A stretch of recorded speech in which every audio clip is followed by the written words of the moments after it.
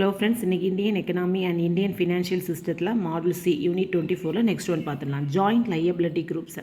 Joint liability groups அப்படிங்கிறது என்னென்னா, ஒரே வில்லேஜ் இல்லைனா ஒரே விதமான எக்கனாமிக் பேக்ரவுண்ட் உள்ள மெம்பர்ஸ் வந்து ஒரு 4 to 10 பீப்புள் சேர்ந்து ஒரு குரூப்பாக ஃபார்ம் பண்ணுவாங்க. எதுக்காக அப்படின்னா, லோன் வாங்கணும், பேங்க்லேருந்து லோன் வாங்கணும், அவைல் பண்ணணுங்கிறதுக்காக மட்டும்தான். எந்த விதமான கொலாட்ரலும் இதுக்கு கொடுக்க வேண்டிய அவசியம் இல்லை.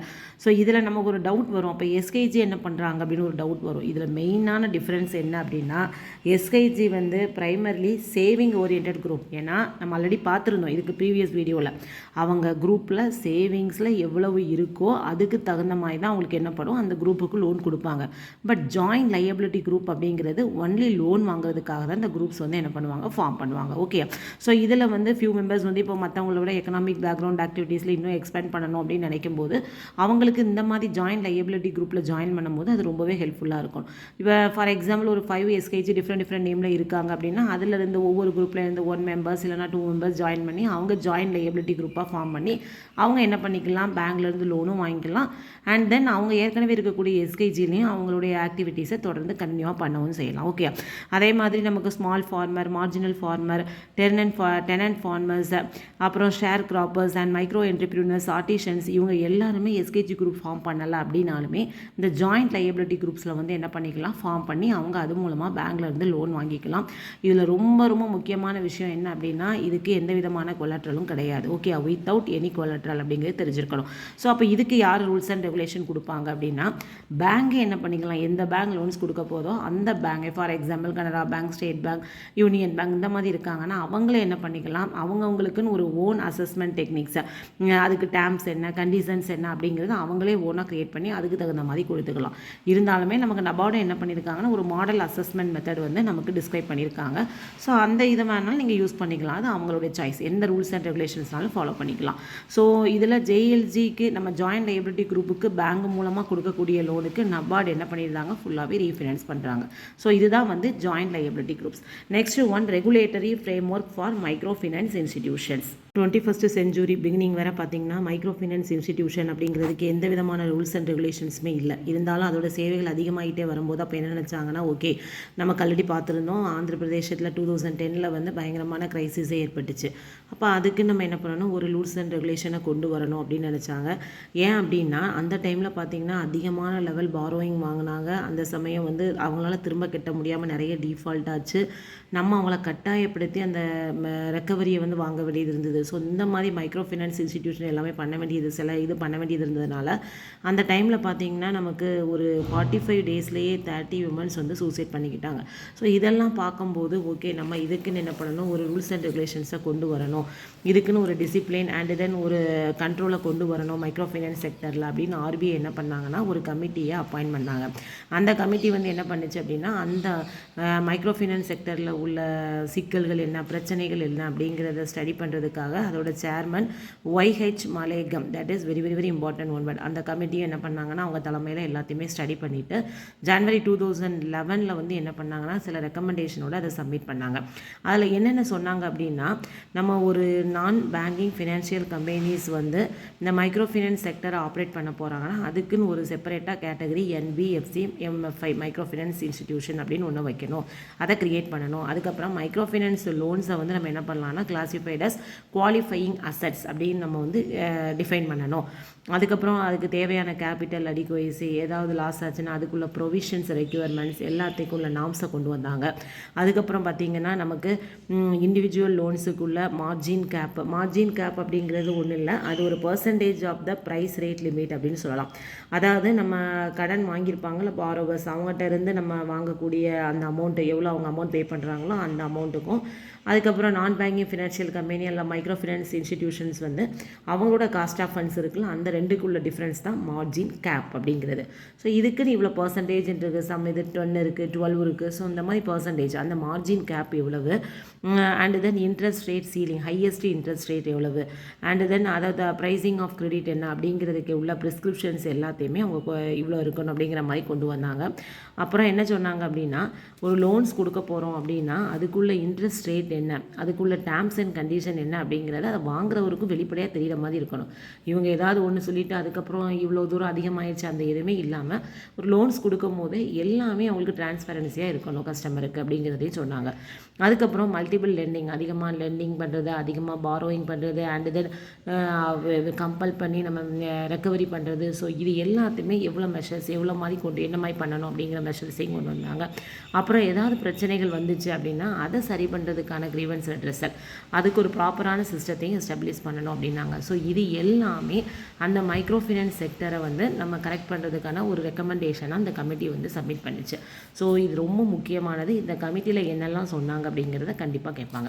இந்த நெக்ஸ்ட் ஒன் பார்த்தீங்க அப்படின்னா inclusion of bank finance to micro finance institution in priority sector lending. இதில் பார்த்தீங்கன்னா எப்படி ஒரு ப்ரையாரிட்டி செக்டார் லெண்டிங்கில் மைக்ரோ ஃபினான்ஸ் இன்ஸ்டிடியூஷனுக்கு பேங்க் ஃபினான்ஸ் பண்ணுது அப்படின்னா, பேங்க் யாருக்கெல்லாம் அவங்க கிரெடிட்டை எக்ஸ்டெண்ட் பண்ணியிருக்காங்கன்னா ரிஜிஸ்டர்ட் பண்ணப்பட்ட நான் banking financial company, micro finance institution and then other micro finance institution, society, trust, இது எல்லாருமே அவங்களுக்கு கொடுப்பாங்க. அண்ட் தென் ஆர்பிஐ ரெகனைஸ் பண்ணியிருப்பாங்க செல்ஃப் ரெகுலேட்டரி ஆர்கனைசேஷன். அப்படின்னா என்ன அர்த்தம்னா அவங்களே தானே என்ன பண்ணிருப்பாங்க, அது ஒரு நான் கவர்மெண்டல் ஆர்கனைசேஷன் அப்படின்னு சொல்லலாம்.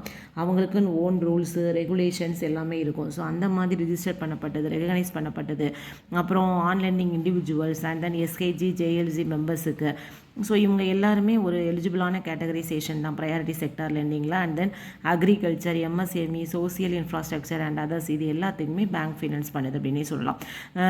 அதே சமயம் நமக்கு மைக்ரோ ஃபினான்ஸ் இன்ஸ்டிடியூஷனில் எந்த micro finance institution non banking financial companies micro finance இன்ஸ்டிடியூஷனுக்கான கண்டிஷன்ஸ் அண்ட் ரெகுலேஷன்ஸ் ஆர்பிஐ என்ன சொல்லியிருக்காங்களோ அதை ஃபாலோ பண்ணி கரெக்டாக இது பண்ணுறவங்களுக்கு தான் ஆர்பிஐ என்ன ரெகனைஸ் பண்ணுறாங்க, நான் banking financial companies micro finance institution அப்படிங்கிறத அவங்க ரெகனைஸ் பண்ணுறாங்க. So reserve bank of India regulatory framework for micro finance loans direction 2022. So இதில் ஆர்பிஐ என்ன பண்ணாங்க அப்படின்னா section 21, section 35A and section 56 of the banking regulation act 1949, chapter 3B, the Reserve Bank of India Act 1934 and section 30A and section 32 of the National Housing Bank Act 1987. இந்த act எல்லாமே ரொம்ப முக்கியமானது. So இவங்க என்ன பண்ணாங்கன்னா எப்படி ஒரு banks இல்லைன்னா நான் banking financial companies, micro finance institution, housing finance companies எப்படி அவங்க எல்லாமே ஃபாலோ பண்ணணும் அப்படிங்கிறதுக்கு சில இதை ஃப்ரெஷ்ஷாகவே என்ன பண்ணாங்க, சில டைரக்ஷனை இஷ்யூ பண்ணாங்க. ஸோ அது என்ன அப்படிங்கிறத நம்ம ஒன் பை ஒன்னாக பார்த்துடலாம். First one definition of the micro finance loans. So micro finance அப்படிங்கிறது நம்ம ஆல்ரெடி பார்த்தோம். ஒரு ஸ்மால் அமௌண்ட்டை அவங்க லோனாக கொடுத்து ஒரு லோ இன்கம் பீப்புளை அவங்க வாழ்வாதாரத்தை உயர்த்துறதுக்கு யூஸ் பண்ணக்கூடியது. ஸோ இதில் மைக்ரோ ஃபினான்ஸ் லோன் அப்படிங்கிறது ஒரு கொலாட்ரல் ஃப்ரீ. அவங்க எந்த விதமான கொலாட்ரல் சொத்துக்களையும் கொடுக்கணும் அவசியம் கிடையாது. அவங்களுடைய ஆனுவல் குடும்ப ஆண்டு வருமானம் 3 லட்சம் ரூபாய். ஸோ ஒரு இண்டிவிஜுவல் இல்லை, அது யாரெல்லாம் அந்த ஆனுவல் ஹவுஸ் ஹோல்டு இன்கம் அப்படிங்கும் போது ஹஸ்பண்ட், ஒய்ஃப், அன்மேரிட் சைல்டு, இவங்க எல்லாரும் சேர்ந்தது தான் ஒரு குடும்பம். ஸோ அதோட ஆண்டு வருமானம் 3 லட்சம் ரூபாய் இருக்கிறவங்களுக்கு நம்ம என்ன பண்ணிக்கலாம், அதுதான் மைக்ரோ ஃபைனான்ஸ் லோனுக்கு ஒரு எலிஜிபிளான ஃபேமிலி அப்படின்னு சொல்லலாம். ஸோ இது கொலாட்ரல் ஃப்ரீ லோன்ஸ். இது நம்ம என்ன பண்ண வேணாம், கொலாட்ரல் ஃப்ரீ அப்படிங்கிறதுனால அந்த டெபாசிட் அக்கௌண்ட்டில் நம்ம அமௌண்ட்டை இது பண்ண போகிறோம் அப்படின்னா அதில் எந்த விதமான லீனும் மார்க் பண்ண வேண்டிய அவசியம் கிடையாது. Then regulated entities. ரெகுலேட்டட் என்டைட்டிஸ்னால் யாராக இருக்கலாம், கமர்ஷியல் பேங்காக இருக்கலாம், இன்வெஸ்ட்மெண்ட் பேங்க்ஸ். ரூல்ஸ் அண்ட் ரெகுலேஷன்ஸை ஃபாலோ பண்ணுற எல்லாருமே ஆர்பிஐ என்ன சொல்லியிருக்காங்க அதைப்படி ஃபாலோ பண்ணி நடக்கிற எல்லாமே ரெகுலேட்டட் என்டைட்டிஸ் தான். அந்த ரெகுலேட்டட் என்டைட்டிஸுக்கு என்ன பண்ணுவாங்கன்னா அவங்க ஒரு போர்டு அப்ரூவ்ட் பாலிசியை கரெக்டாக ஃபாலோ பண்ணி அந்த பாரோவர் வாங்கியிருக்க கடனுக்கு தகுந்த மாதிரி எவ்வளோ லோன்ஸு எப்படி எந்த காலத்தில் ரீபேமெண்ட் பண்ணணும் அப்படிங்கிறது அந்த பாரோவர்ஸ் ரெக்யர்மெண்ட் தகுந்த மாதிரி அவங்க ஃப்ளெக்சிபிலிட்டியை க்ரியேட் பண்ணி அதுக்கு தகுந்த மாதிரி சொல்கிறாங்க. ஸோ இதுதான் definition of the micro finance loan. எவ்வளோ வருமானம் இருக்கணும், எப்படி அவங்க இஷ்யூ பண்ணுறாங்க அப்படிங்கிறது. தென் பார்த்தீங்க அப்படின்னா assessment of household income. ஒவ்வொரு ரெகுலேட்டட் என்டைட்டிக்குமே என்னதுன்னா போர்டு அப்ரூவ்டு பாலிசி, அதாவது அவங்க அந்த குடும்பத்தோட ஃபேமிலியோட இன்கம் எவ்வளவு அப்படிங்கிறத அசஸ்மெண்ட் பண்ணுறதுக்கு போர்டு அப்ரூவ்டு பாலிசியை அவங்க ஃபாலோ பண்ணலாம். அதே மாதிரி செல்ஃப் ரெகுலேட்டரி ஆர்கனைசேஷன், அதுக்கப்புறம் அதர் அசோசியேஷன், ஏஜென்சி, இவங்களுமே அந்த காமன் ஃப்ரேம் ஒர்க்கை டெவலப் பண்ணலாம். எதை பேஸ் பண்ணி அப்படின்னா இண்டிகேட்டிவ் மெத்தடாலஜி, தட் மீன்ஸ் அதுக்குன்னு டேட்டாவை ரிசர்ச் பண்ணி ஃபார்முலேட் பண்ணி யூஸ் பண்ணக்கூடிய டேட்டா. ஸோ இதில் இந்த ரெகுலேட்டட் என்டைட்டிஸ் என்ன பண்ணிக்கலாம், இதை மாடிஃபை பண்ணிக்கலாம், அடாப்ட் பண்ணிக்கலாம், இல்லைன்னா அதே ஃபாலோ பண்ணிக்கலாம். ஆனால் எதை பண்ணாலுமே அவங்க அந்த போர்டோட அப்ரூவல் கண்டிப்பாக வாங்கியிருக்கணும். ஸோ ஒவ்வொரு ரெகுலேட்டட் என்டிட்டியுமே கண்டிப்பாக மேண்டட்டரி கண்டிப்பாக என்ன பண்ணணும் அப்படின்னா அந்த இன்ஃபர்மேஷனை, அதாவது household income, family income எவ்வளவு அப்படிங்கிறத கண்டிப்பாக யாருக்கு சப்மிட் பண்ணியிருக்கணும் அப்படின்னா credit information company. For example சிபில்னு சொல்கிறோம்ல, இப்போ நம்ம பார்க்குறோம், அதாவது ஒருத்தருக்கு லோன் கொடுக்கறதுக்கு முன்னால் அவங்களுடைய ஸ்கோர் எப்படி இருக்குது அப்படிங்கிறத பார்த்துட்டு தான் நம்ம கொடுப்போம். தட் மீன்ஸ் சிஎஸ்சினா என்ன சொல்லலாம், இந்த கம்பெனியோட வேலை என்ன, கிரெடிட் இன்ஃபர்மேஷன் கம்பெனியோடைய வேலைன்னா நம்ம எந்த பர்சனுக்கு லோன் கொடுக்க போகிறோமோ அவங்களுடைய டேட்டாவை கலெக்ட் பண்ணி அனலைஸ் பண்ணி credit data of the borrowers அவங்களோட இதை மெயின்டைன் பண்ணுறது தான் இந்த கிரெடிட் இன்ஃபர்மேஷன் கம்பெனிஸ் அப்படின்னு சொல்லலாம். ஸோ இதில் கண்டிப்பாக மெயினான விஷயம் என்ன அப்படின்னா, ஏற்கனவே ஹவுஸ் ஹோல்டு இன்கம் என்ன அப்படிங்கிறது நம்ம ரிப்போர்ட் பண்ணியிருப்பாங்க. ஸோ அது அண்ட் தென் நம்ம அசஸ் பண்ணக்கூடிய ஹவுஸ் ஹோல்டு இன்கம், இது ரெண்டுக்கும் இடையில ஏதாவது டிஃப்ரென்ஸ் இருந்துச்சு அப்படின்னா அதை என்ன பண்ணணும், அந்த பாரோவர்ஸ் நம்ம கிரெடிட் இன்ஃபர்மேஷன் கம்பெனிக்கு டேட்டா கொடுக்கறதுக்கு முன்னாலேயே நம்ம அதை கரெக்டாக கிளாரிஃபை பண்ணியிருக்கணும். ஸோ அப்போ தான் நம்ம கரெக்டான ஹவுஸ் ஹோல்டு இன்கம் என்னன்னு தெரிஞ்சு அதுக்கு தகுந்த மாதிரி லோன் கொடுக்க முடியும். நெக்ஸ்ட் ஒன் பார்த்திங்க அப்படின்னா limit on loan repayment application of the household. So இதில் பார்த்திங்க அப்படின்னா ரெகுலேட்டர் என்டிட்டி அதே போர்டு அப்ரூவ்டு பாலிசி தான். இதுபடி என்ன பண்ணுறாங்க அப்படின்னா, சப்போஸ் அவங்க ஒரு லோன்ஸ் வாங்கியிருக்காங்க, அதுக்கு மந்த்லி ரீபேமெண்ட் பண்ண போகிறாங்க அப்படின்னா அவங்களுடைய குடும்ப வருமானம், ஃபேமிலி இன்கம் எவ்வளவோ அதில் எத்தனை பர்சன்டேஜ் அவங்க அந்த லோன் பே பண்ணுறதுக்கு எலிஜிபிளாக இருக்கிறாங்க அப்படிங்கிறத அந்த ஆர்இ மூலமாக நம்ம என்ன பண்ணுறாங்க, ரெகுலேட்டர் என்டிட்டி அந்த போர்டு அப்ரூவ்டு பாலிசி மூலமாக அந்த லிமிட்டை ஃபிக்ஸ் பண்ணுறாங்க. ஸோ மெயினாக பார்த்திங்க அப்படின்னா மேக்ஸிமம் எவ்வளோ லிமிட் ஃபிக்ஸ் பண்ணுறாங்கன்னா 50%, அதாவது குடும்ப வருமானம் ஃபேமிலி இன்கம் மந்த்லி எவ்வளோ வருதோ அதில் 50% ஆஃப் மேக்ஸிமம் லிமிட்டை ஃபிக்ஸ் பண்ணுறாங்க. ஸோ அவங்க என்ன பண்ணுறாங்கன்னா, ஒரு லோனோட ரீபேமெண்ட்டை முதல்ல கம்ப்யூட் பண்ணணும், கால்குலேட் பண்ணணும் எவ்வளோ அப்படிங்கிறது. அது நம்ம அவங்க ஒருவேளை பர்சனல் லோன் வாங்கியிருக்கலாம், ஹவுசிங் லோன் வாங்கியிருக்கலாம், வெஹிக்கிள் லோன் வாங்கியிருக்கலாம், கொலாட்ரல் கொடுத்து வாங்கியிருக்கலாம், கொலாட்ரல் இல்லாமல் வாங்கியிருக்கலாம். ஸோ தட் மீன்ஸ் செக்யூரிட்டி கொடுத்து வாங்கியிருக்கலாம், செக்யூரிட்டி இல்லாமல் வாங்கியிருக்கலாம். ஸோ இந்த மாதிரி இருக்கக்கூடிய எல்லா லோன்ஸ், அவுட்ஸ்டாண்டிங் லோன்ஸ் எவ்வளோ இருக்குது மொத்தம் அது எல்லாத்தையும் கால்குலேட் பண்ணுறாங்க. கால்குலேட் பண்ணிவிட்டு அதுக்கப்புறம் என்ன பண்ணுறாங்க, இத்தனை பர்சன்ட் அவங்களால ரீபேமெண்ட் பண்ண முடியும். சில லோன்ஸ் கேட்டு அவங்க அப்ளை பண்ணியிருக்கலாம், அண்டர் கன்சிடரேஷனில் இருக்கும். ஸோ அதையும் கால்குலேட் பண்ணி, அதாவது principal as well as interest component எல்லாத்தையுமே கால்குலேட் பண்ணிட்டு தான் அவங்க என்ன பண்ணுறாங்க, அந்த ரீபேமெண்ட் ஆப்ளிகேஷன் இவ்வளோ லோனில் இவ்வளோ இது அவங்கள ரீபேமெண்ட் பண்ண முடியும் அப்படிங்கிறத கால்குலேட் பண்ணுறாங்க. ஸோ அதே சமயம் அந்த ரெகுலேட்டர் என்டிட்டி என்ன பண்ணுறாங்கன்னா, கிரெடிட் இன்ஃபர்மேஷன் கம்பெனிஸுக்கு டேட்டாவை கொடுக்குறாங்க அப்படின்னா அந்த டேட்டா எப்படி இருக்கணும்னா ரொம்ப அக்யூரேட் டேட்டாவாக இருக்கணும். ஏன்னா அதை வச்சு தான் அந்த நம்ம வேறு பேங்கோ இல்லாட்ட வேறு ஏதோ ஒன்று லோன் கொடுக்க போகிறாங்கன்னா கண்டிப்பாக அந்த சிபில் ஸ்கோரை பார்ப்பாங்க. ஸோ கரெக்டான இன்ஃபர்மேஷன் தான் நம்ம சிஐசிக்கு கொடுக்கணும். ஸோ அது மூலமாக என்ன பண்ணுறோம் அப்படின்னா, ரெகுலேட்டர் என்டிட்டிஸ் என்ன பண்ணுறாங்க அப்படின்னா அந்த பாரோவர்ஸ்லேருந்து அதை தவிர என்ன பண்ணிக்கலாம், அந்த டிக்ளரேஷன் வாங்கலாம், அண்ட் தென் அந்த அவங்களோட பேங்க் அக்கௌண்ட் ஸ்டேட்மெண்ட், அதே சமயம் லோக்கலில் அவங்கள என்கொயரி பண்ணுறது, இது மூலமாக நான் என்ன பண்ணிக்கலாம், நம்ம அந்த அவங்களோட ரீபேமெண்ட் எப்படி இருக்கும் அப்படிங்கிறத நம்ம அசஸ்மெண்ட் பண்ணிக்கலாம். ஸோ எத்தனை பர்சன்ட் அவங்களுக்கு அவுட்ஃப்ளோ பண்ண முடியும் அப்படிங்கிறது தான் அந்த லிமிட் ஆன் லோன் ரீபேமெண்ட். இந்த நெக்ஸ்ட் ஒன் பார்த்திங்க அப்படின்னா ப்ரைஸிங் ஆஃப் லோன்ஸ். ஸோ இதில் பார்த்திங்க அப்படின்னா ரெகுலேட்டர் என்டிட்டி கரெக்டான போர்டு அப்ரூவ்டு பாலிசி மூலமாக அந்த மைக்ரோ ஃபைனான்ஸ் லோன்ஸுக்கு கொடுக்கறதுக்கான ப்ரைஸிங் ஆஃப் லோன்ஸுக்கு எதெல்லாம் ஃபாலோ பண்ணுறாங்க அப்படின்னா, first well documented interest rate model, கரெக்டான interest rate model, and then பார்த்திங்க அப்படின்னா இன்ட்ரெஸ்ட் ரேட் காம்போனன்ட்ஸ், அதாவது cost of funds, risk premium, margin. So இந்த மாதிரி பேராமீட்டர்ஸ் எல்லாத்தையுமே அவங்க கரெக்டாக ஃபாலோ பண்ணி அது மூலமாக அந்த ஒவ்வொரு காம்போனண்ட்டையும் பேஸ் பண்ணி கொடுக்குறாங்க. அதுக்கப்புறம் ஒரு பர்டிகுலர் கேட்டகரி ஆஃப் பாரோவர்ஸ் ஒவ்வொரு காம்போனண்ட்லேயும் எவ்வளோ ரேஞ்ச் இது பண்ணுறாங்க அப்படிங்கிறதையும் பார்க்குறாங்க. அதுக்கப்புறம் interest rate, highest interest rate எவ்வளவு, வேறு ஏதாவது சார்ஜஸ் வாங்குறாங்க அப்படின்னா அதையும் கரெக்டான மைக்ரோ ஃபைனான்ஸ் லோனுக்கு எவ்வளவு அப்படிங்கிறதையும் கரெக்டாக அந்த இதில் கவர் பண்ணுறாங்க. அடுத்தது interest rate and other charges இல்லைனா ஃபீஸு, இது எல்லாமே நம்ம அளவுக்கு அதிகமாக கொடுக்கணுங்கிற அவசியம் கிடையாது. யூசரியஸ், தட் மீன்ஸ் கந்து வட்டிம்பாங்கள்ல, அதுதான். அந்த அளவுக்கு அந்த மைக்ரோ ஃபைனான்ஸ் லோன்ஸுக்கு நம்ம ஃபீஸோ சார்ஜஸோ இன்ட்ரெஸ்ட்டோ எதுவுமே கிடையாது, அது கொடுக்கணுங்கிற அவசியமும் கிடையாது. சப்போஸ் அதை கரெக்டாக ரிசர்வ் பேங்க் என்ன பண்ணுவாங்கன்னா கரெக்டாக சூப்பர்வைஸ் பண்ணுவாங்க, அளவுக்கு அதிகமாக ஏதாவது வட்டி வசூலிக்கிறாங்களா அப்படிங்கிறத. ஸோ ஒவ்வொரு ஆரியுமே என்ன பண்ணணும் அப்படின்னா, ஒரு பாரோவருக்கு நம்ம லோன் கொடுக்க போகிறோன்னா அவங்களுக்கு ஒரு ஸ்டாண்டர்டைஸ்டு சிம்பிளிஃபைட் ஃபேக்ட் சீட், அதிலே உங்களுக்கு இருக்குது. ஃபேக்ட் சீட் அப்படின்னா என்னதுன்னா ஒரு உண்மையான சீட். அதில் என்ன பண்ணணும் அப்படின்னா அந்த ப்ரைஸிங் ரிலேட்டட் இன்ஃபர்மேஷனை அந்த ஆரி டிஸ்க்ளோஸ் பண்ணும். ப்ரைஸிங் ரிலேட்டட் இன்ஃபர்மேஷன்னா என்ன அர்த்தம் அப்படின்னா நம்ம அவங்களுக்கு எவ்வளோ இன்ட்ரெஸ்ட் ரேட்டில் கொடுக்குறோம், எவ்வளோ ஃபீஸ் வாங்குகிறோம், எவ்வளோ சார்ஜ் வாங்குகிறோம் அப்படிங்கிறது எல்லாமே அந்த ஃபேக்ட் ஷீட்டில் கரெக்டாக இருக்கணும். சப்போஸ் ஒரு ரெகுலேட்டட் என்டிட்டிக்கோ பார்ட்னருக்கோ ஏஜென்ட்டுக்கோ நம்ம அமௌண்ட்டு கொடுக்குறோம் அப்படின்னா கண்டிப்பாக அந்த ஃபேக்ட் ஷீட்டில் டிஸ்க்ளோஸ் பண்ணியிருக்கணும். நம்ம ஃபேக்ட் ஷீட்டில் டிஸ்க்ளோஸ் பண்ணாத எதையுமே நம்ம பாரோவர்கிட்ட இருந்து என்ன செய்ய முடியாது, வாங்கக்கூடாது. எந்த அமௌண்ட்டுமே சார்ஜ் பண்ணக்கூடாது. அந்த ஃபேக்ட் ஷீட் வந்து நம்ம என்ன பண்ணலாம் அப்படின்னா மற்ற லோன்ஸுக்குமே, அதாவது கொலாட்ரலைஸ்டு செக்யூரிட்டி வாங்கி லோன் கொடுப்போம்ல அந்த லோன்ஸுக்கு கூட என்ன பண்ணலாம், நம்ம பாரோவர்ஸுக்கு கொடுக்கலாம். சப்போஸ் அவங்களுடைய குடும்ப ஃபேமிலி இன்கம் ரொம்ப லோவாக இருக்குன்னா அவங்களுக்கு நம்ம இதை இஷ்யூ பண்ணலாம். அதே சமயம் அவங்களுக்கு வந்து ப்ரீபேமெண்ட் பெனால்ட்டி வந்து எதுவும் கிடையாது மைக்ரோ ஃபைனான்ஸ் லோனுக்கு. சப்போஸ் பெனால்ட்டி வாங்குறாங்க அப்படின்னா அது எதுக்காக வாங்குவானா, பேமெண்ட் டிலே ஆகுது அப்படின்னா அதுக்கு பெனால்ட்டி உண்டு.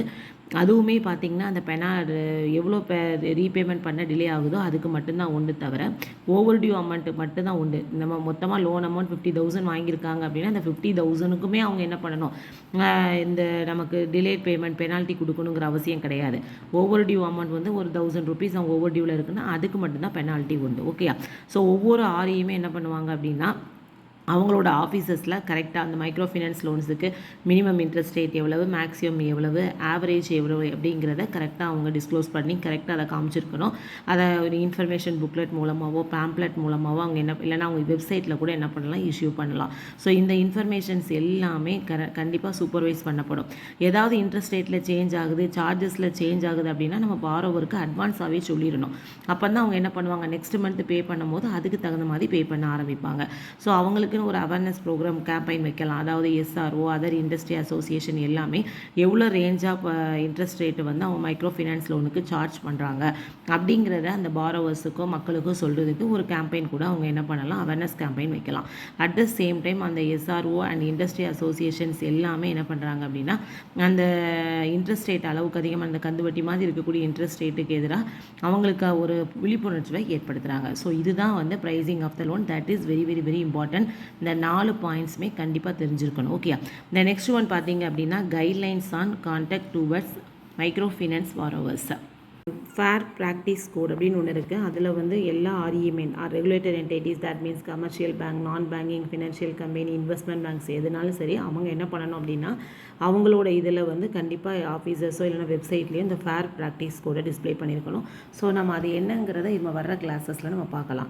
தென் குவாலிஃபையிங் அசட் கிரைட்டீரியா, அதாவது நமக்கு ஆர்பிஐ என்ன சொல்லியிருக்காங்க அப்படின்னா மைக்ரோ ஃபினான்ஸ் லோன்ஸ் அப்படிங்கிற டெஃபினிஷனில் குவாலிஃபையிங் அசட்ஸ் அப்படிங்கிறதே அவங்க அலைன் பண்ணி டெஃபினிஷன் பண்ணியிருக்காங்க. அதே சமயம் ஒரு micro finance loans minimum requirement, அதாவது நான் banking financial company, micro finance institution பார்த்தீங்கன்னா அவங்களோட டோட்டல் அசட்ஸ் எவ்வளோ இருக்கோ, மொத்த அசட்ஸ் எவ்வளோ இருக்கோ அதில் 75% மேலே என்ன பண்ணிக்கலாம், ரிவைஸ் பண்ணிக்கலாம். 75% மேலே நம்ம இது பண்ணிக்கலாம் அப்படிங்கிறத ரிவைஸ் பண்ணி கொண்டு வந்திருக்காங்க. இது ஃபஸ்ட்டு எப்படி இருந்துச்சு அப்படின்னா ஒரு நாட் குவாலிட்டி ஆஸ் அன் என்பிஎஃப்சிஎம்எஃப்ஐ, குவாலிட்டியான என்பி நான் banking financial company micro finance institution இல்லை அப்படின்னா அவங்களோட லோன்ஸை வந்து ஒரு டோட்டல் அசட்ஸில் 10%க்கு மேலே அவங்க எக்ஸ்டெண்ட் பண்ணி கொடுக்க முடியாது. Maximum limit on micro finance loans, அதாவது என்பிஎஃப்சி எம்எஃப்ஐயை தவிர மற்ற நான் பேங்கிங் ஃபினான்ஷியல் கம்பெனி என்ன பண்ணிக்கலாம் அப்படின்னா டோட்டல் அசட்ஸில் 25% வரை இது பண்ணிக்கலாம் அப்படிங்கிறது ரிவைஸ் பண்ணியிருக்காங்க. ஸோ இதுதான் வந்து quality of the asset criteria.